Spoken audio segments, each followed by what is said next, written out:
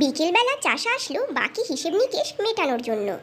চাষা এসে দেখলো শেয়াল নেই, তার জায়গায় বসে আছে একটা বাঘ।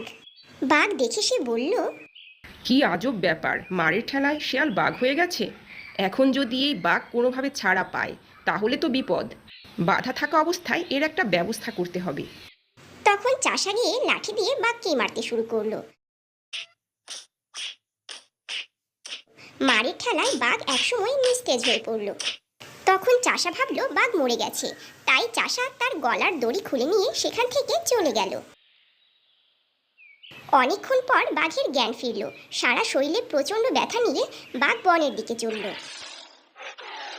চলতে চলতে বাঘ বলল, আমার সাথে চালাকি, আমার সাথে ব্যাটা শিয়ালকে একবার হাতের নাগালে পাই, তারপর ওকে মজা দেখাবো।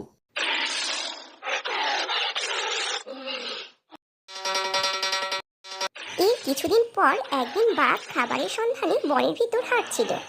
হঠাৎ সে দেখল শেয়াল জঙ্গলের ভিতরে খাপটি মেরে বসে আছে। বন্ধুরা, পরের পর্ব দেখতে চ্যানেলটি সাবস্ক্রাইব ও লাইক করে দিবেন, আর ফেসবুক পেজ থেকে দেখে থাকলে ফলো করে দিবেন।